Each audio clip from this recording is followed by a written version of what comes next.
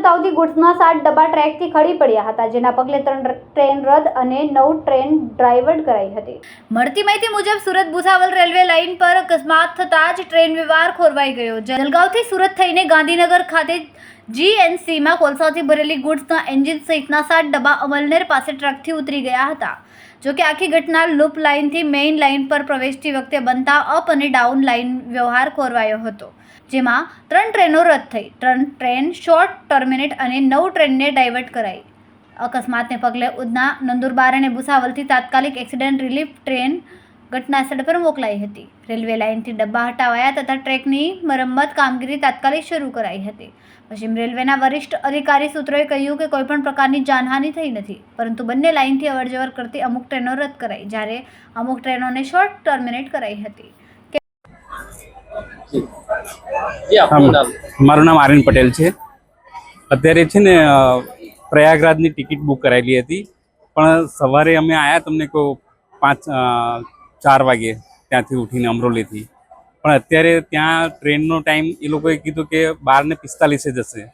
હવે 12:45 પછી 11 વાગે આવ્યા પાછા અહીંયા અમે, તો હવે કહે છે 7 વાગે સાંજે જશે।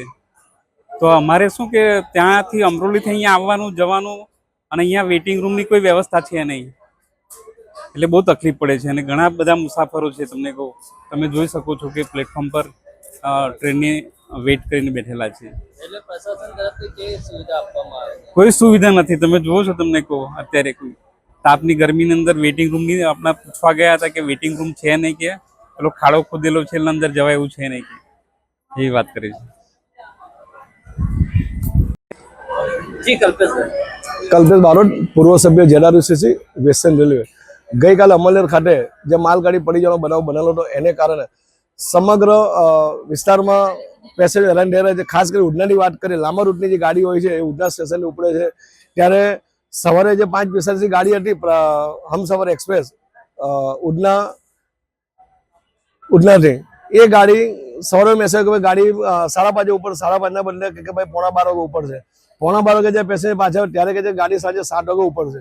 15-20 કલાક સુધી ગાડીઓ લેટ છે। એની સામે રેલવે પ્રશાસન તરફથી કોઈ સુવિધા કરવામાં આવી નથી, કોઈ જાહેરાત કરવામાં આવતી। આપ જોઈ શકો છો કે હજારો પેસેન્જર પ્લેટફોર્મ પર આ ગરમીમાં પ્લેટફોર્મ પર સુવિધા ટાઈમ પસાર કરી રહ્યા છે। રેલવે પ્રશાસન તરફથી સુવિધા કરવામાં આવી જોઈએ, તો સુવિધા છે નહીં। પેસેન્જર ટાઈમ આમ પુકારી ચૂક્યા છે, અને જે ગાડી લેટ છે, કઈ ગાડી કેન્સલ છે, એ બી જાણ નથી કરતા। હું અહીંયા આવીને 1 કલાકથી સ્ટેશન પર ફોન કરું છું, અધિકારી ફોન ઉચકવા પણ તૈયાર નથી। માત્ર અધિકારી એસી ઓફિસર બેસીને ટાઈપા કરે છે, મહેતાઓના અધિકારીને વાલા થાય છે, પણ ખરેખર જેને તકલીફ છે એ સુવિધા દૂર કરવામાં અધિકારી સંપૂર્ણ નિષ્ફળ નીવડ્યા છે।